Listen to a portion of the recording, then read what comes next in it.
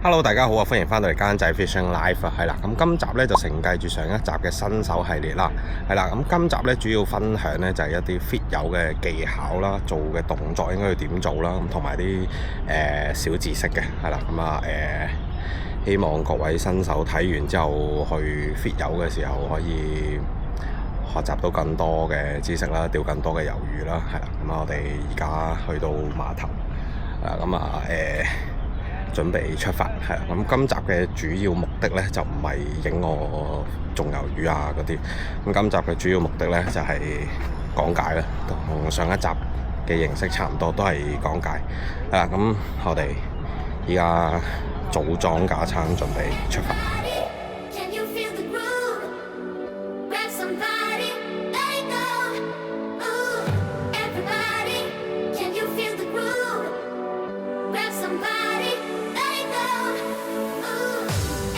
係啦，咁其實我哋釣做咧非常之簡單嘅，咁其實都係一隻蝦咁，上面一個快球咁樣。咁我哋嚟到之後咧，就收起隻蝦啦，收到咁高左右啦，大概。咁然之後咧，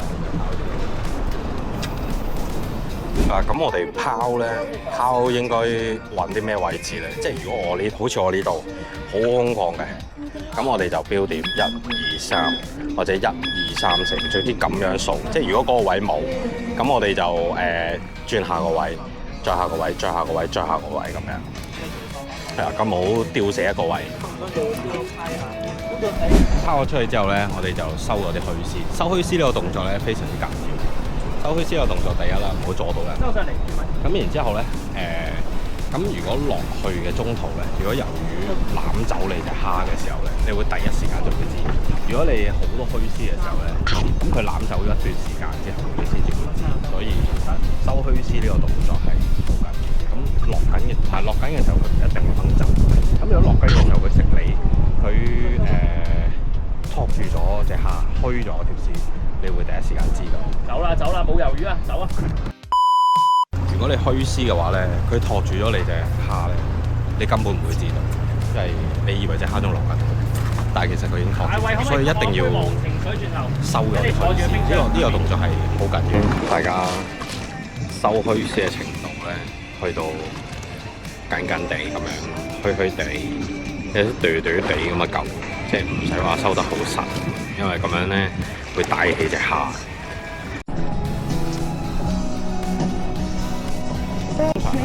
我哋落咗水，收完虛絲之後，記得要開杯有得嘅。咁唔係話大杯咁樣遊佢落嘅，我哋撳住條絲，我哋控住條絲落。咁樣咧，個魚訊咧，如果佢攻擊你嘅時候咧，你就會第一時間知道。咁同埋咧，最緊要其實揾啲魷魚嘅泳層，因為魷魚咧唔一定永遠就伏喺個底度。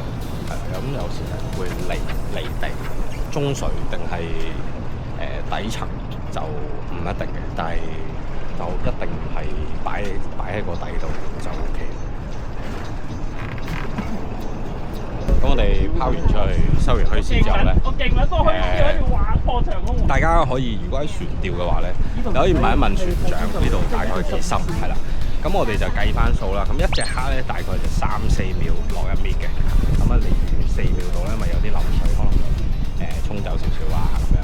OK， 即係好似而家我哋呢度11米咁樣。咁我就要喺度大約等44秒。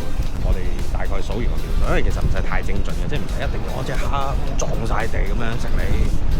唔需要嘅。咁大概落到嗰個泳層之後咧，我哋就通常我會大條，即係大力啲別起佢，咁令到啲魷魚會睇到嗰隻，因為你落緊嘅時候有機會有魷魚睇到，但係亦都唔會全部都會睇到嘅，即係如果有。好啦，咁做咗一個大嘅動作之後，大概等個6至8秒之後咧，我哋又做一個小嘅動作。OK， 咁我哋個動作點樣做咧？我哋咧盡量都放落去，我自己啦，啲竿咧盡量支住水面就手換，因為而家有啲風咁樣。個竿就係手腕係用得多，咁個手臂咧會跟少少，影響到。出事。咁大條完之後細嘅咧，咁我哋就輕輕力，而且有冇鉛條？輕力咁樣。你加少少鉛俾佢容易啲感染。咁咧大家做完個動作上咗之後咧，落翻去呢個動作好緊要。如果你唔落去嘅話咧，你就變咗一隻蝦就係咁嘅。都得嘅，加鉛，加少少。咁隻蝦就加少少鉛咯。點講？好唔自然啊個動作。咁同埋咧，我哋做動作嘅時候咧，可以加入啲唔同嘅組合。咩叫組合咧？我哋唔一定要即係大跳完慢跳翻嚟，唔一定。你可以大跳完咁啊，快咁 fit 翻嚟。跟住再配合個慢慢 fit 幾下咁樣都咯。咁睇下佢想食啲乜嘢頻率。即係魷魚唔係長期都活性高嘅，即係唔係長期都一見到啲蝦衝埋嚟咬，所以組合嘅配搭可以嘗試下。唔同嘅組合咧就唔同嘅變化，例如打除埋嚟 BAD 嗱係咪啊？中啊嘛，有呢個係打除埋嚟 ACD 嗱係嘛？中啊嘛，又抑或係打除埋嚟 BDD 嗱係咪啊？中啊嘛。又抑或係，自己嚟得啦。咁有時佢亦都食唔喐，所以唔一定需要，不論泳層又好，顏色啊、姿態啊，都要自己去摸索，都要揾，唔一定，冇一定。好啦，咁我哋撇咗一陣間冇食，我哋又換下啦。所以上一集我講到快扣嘅重要性。即係你唔使，如果你唔用快扣，又要剪又要磨，好麻煩。咁我換蝦個頻率咧，其實都得。通常咧，我用一隻蝦咧3-4槍嘅，冇口我就換顏色，嘢都換下咯。有啲我覺得嗰啲顏色啊，又換下。啊！有時佢食啲色咧，你估佢唔到，即係香港人普遍就用啲粉紅色啊。橙色啊、綠色啊、黃色啊，但係有時候佢食埋啲我自己叫佢飲醉酒先設計到出嚟嘅，即係嗰啲咩啡色啊、深啡色啊，即係嗰啲你見到可能未必會買嗰啲顏色，所以唔一定冇一定，所以先至要換下，你估佢唔到佢想食。即係我自己覺得就每一隻魷魚，即係大家都知啦，魷魚係睇嘢黑白色，佢食嗰個頻譜，即係嗰個色系嘅頻譜係隻隻都唔同，我覺得即係好似人咁樣，你中意嘅嘢，我中意同佢中意嘅嘢都唔同，所以咩色都試下，即係唔好覺得嗰隻色我核突大咁樣就攞嚟。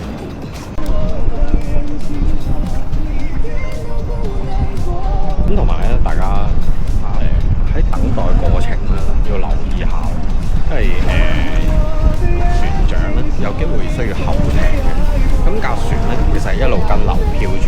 咁如果佢後艇嘅時候咧，咁因為個拉力嘅問題咧，如果佢一後你唔開杯嘅話咧，咁隻蝦喺個水底就會比較船嘅大氣。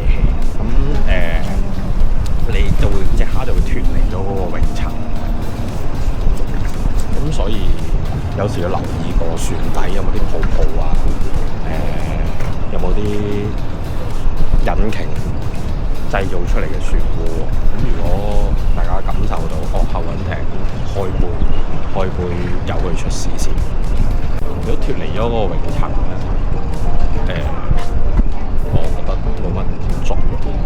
大家咧，即係如果可能大家感受到有啲拉力嘅時候，但係咧又唔知係咪魷魚嘅時候咧，大家其實可以唔使下都抽嘅，大家可以咁樣帶一帶先，唔知睇咩咗，咁樣帶一帶。如果帶得喐嘅就唔係魷魚，係啦，咁啊唔使下下都大力抽落去嘅，咁因為有時咧啲即係識分嘅人就分得到啦。咁可能大家新手嘅時候，咁分唔到係流啊定係魷魚嘅時候，可以試下同埋輕輕帶一帶，帶得喐咧就唔係魷魚啦。有時咧喺架船度 fit 到咁上下嘅時候咧，因為流水啊同埋船嘅關係咧，我哋有機會大家睇到條線拋前邊，但係已經流去後邊。咁其實咧，如果太過斜嘅話咧，係應該要收翻嚟，因為咧你咁樣打斜咧，其實人哋好難拋，人哋答你又唔係，即係如果自己 friend 就冇乜所謂啦。咁如果係大家唔係咁熟嘅陌生人嘅，咁其實會影響到人哋。剔咗個光頭。咁同大家講講咧，咁到底魷魚個 jack 咧應該鬆定緊咧？咁其實冇話特別一定嘅。有啲人中意用鬆 fit 出嚟隻聲，有啲人中意用緊。我就用開緊。咁鬆有鬆嘅好處，但係鬆就如果你遇到大隻嘅話咧，有機會打唔贏，所以我先至選擇緊。咁緊亦都有壞處啦，緊嘅壞處就係有機會會抽甩數，但係呢個比例好低。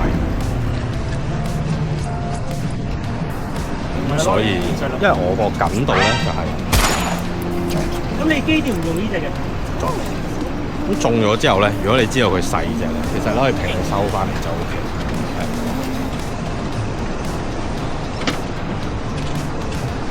咁我個鬆緊度咧就係、做動作嘅時候我唔會出隻，中魷魚如果大隻嘅話咧，我就會出隻。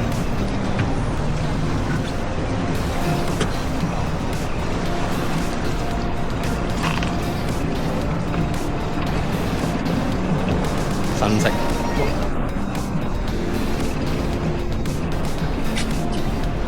睇你未開杯。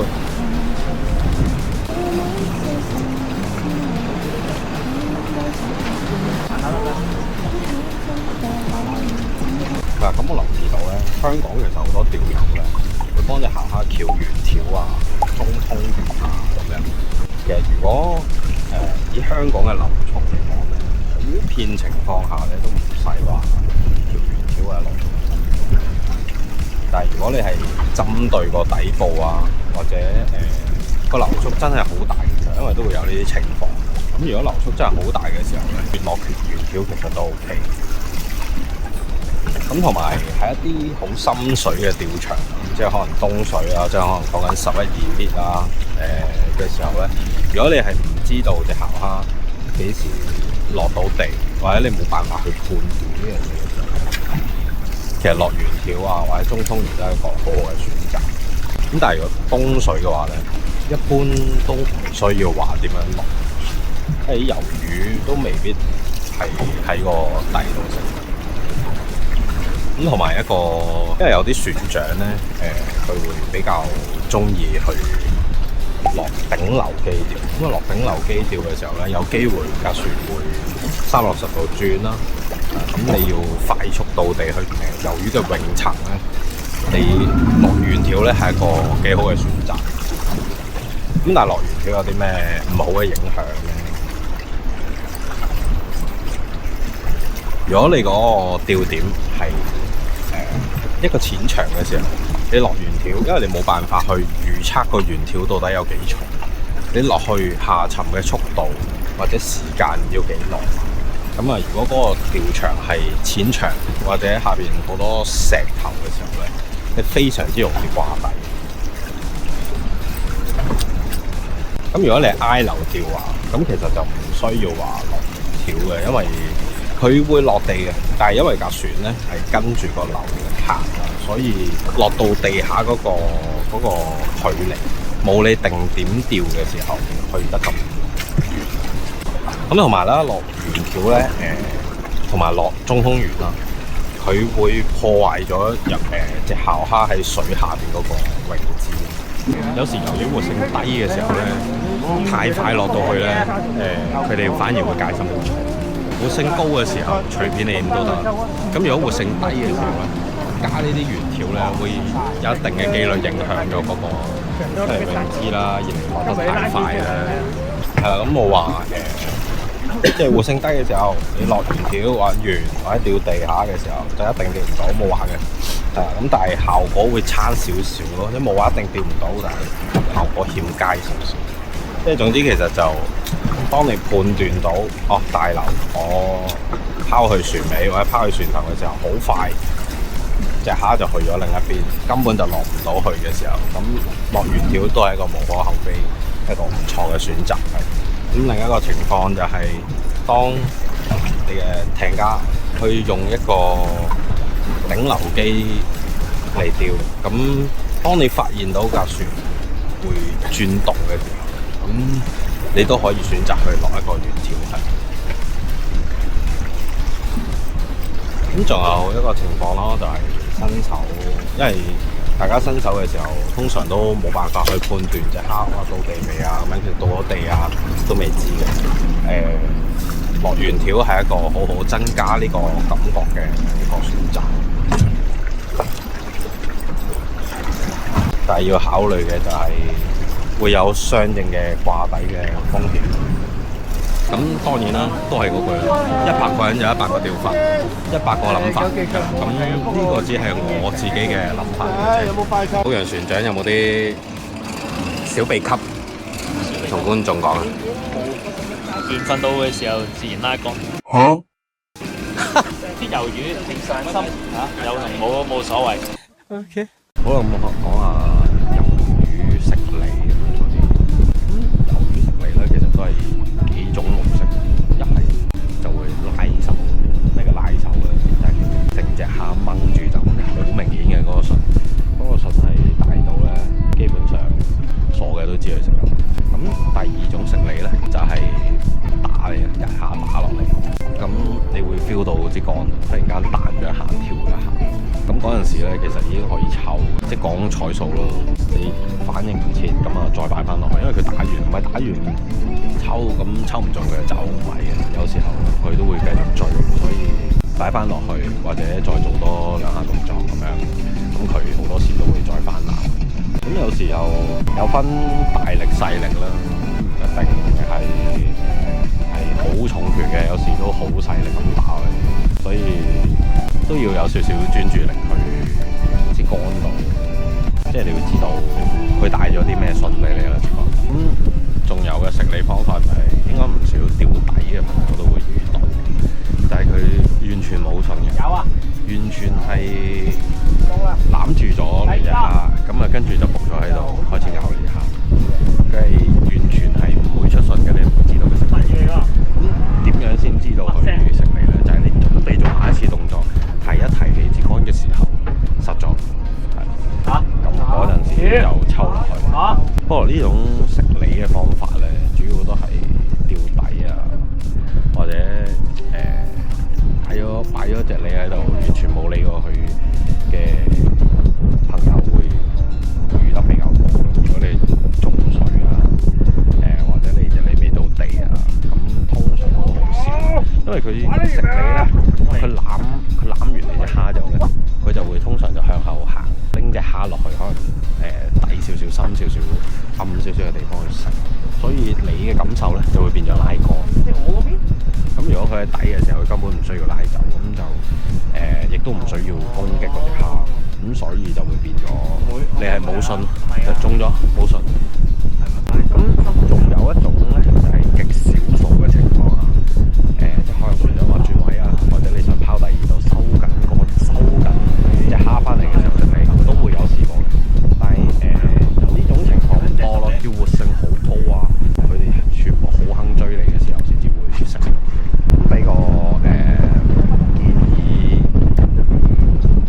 新手或者釣魚經驗比較少嘅朋友，就建議咧，大家做完動作收翻嚟，去到腳邊嘅時候，其實唔使咁急去收翻隻脷上嚟，唔使咁急，你可以收到佢上嚟，見到隻蝦啦，你停一停，因為有時候啲咩魷魚咧，佢唔一定見到你隻脷，即刻就走埋嚟食你嚼你咁樣，佢會追一段距離，可能追到你腳邊啊嘅時候，佢先至慢慢先至入。咁出於好奇啦，對你嘅蝦，佢唔一定係食你。攞翻啲金乜上嚟。咁嗰陣時咧，我唔分。你可能擺定，即係其實叫望住嚟釣啦，可以。佢擺定喺度，佢就會走嚟你。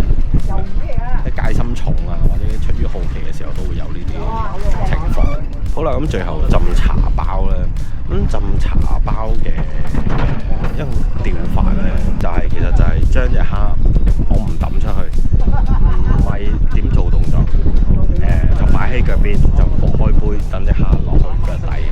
咁呢個方法其實都可以，不過咧呢個方法咧，其實最好就係你拋完做完一堆嘅動作，咁樣引咗啲魷魚翻嚟，咁然之後你再開杯放落去浸茶包會比較好。即係如果你一到去到釣位就開杯浸茶包，咁好多時都冇，因為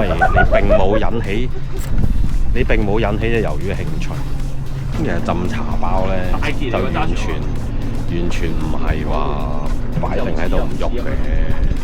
咁你都可以做一啲動作，浸晒收絲咯。你就咁滴氣佢咁樣滴氣佢又放翻落去，即係好似絲筒咁咯。就浸茶包個動作就係咁上下，其實冇咩技巧嘅浸茶包個動作。係啊，咁譬如魷魚真係食你啦咁樣，咁我哋抽乾要點樣抽咧？我哋抽乾都冇乜太特別嘅技巧，就係即係譬如食你啦，你向上抽，其實有咁高差唔高就得，出少少力向上抽，有咁高得唔高，我自己就會咁樣抽。咁有時可能拉手嘅時候，你冇啲咁即時嘅反應，咁咪向橫抽都可以，都冇問題嘅。其實主要都係講彩數咯，彩數好緊要，因為主要睇佢哋係點樣食。如果佢食你食得衰嘅話咧，你點樣抽都係其實算到底咧。其實香港係一個亞洲嚟講釣魷魚嘅天堂，亞洲應該冇乜地方比起香港魷魚係更加多。喺香港咧，其實釣魷魚都非常之簡單，即係好容易就會中到。即使咁容易中到啦，但係如果你要講技術嘅話咧，都一樣有技術嘅含量喺度。唔係話其他釣法釣唔到，咁都係嗰句啦。100個人有100個釣法，即係唔係話人哋嘅釣法釣唔到。不過我只係分享緊我自己釣法啦。我自己釣咁耐得出嚟嘅經驗。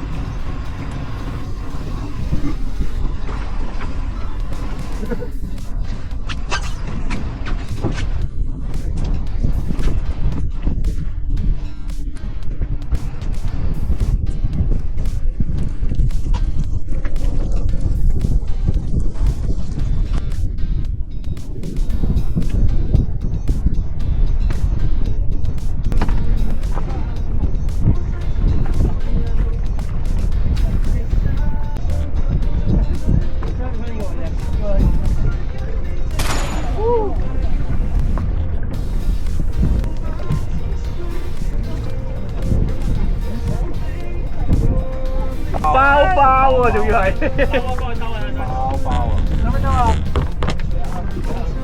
唔係啊！哇，包啊！哇！快啲！好，拎過嚟，交叉啦可以。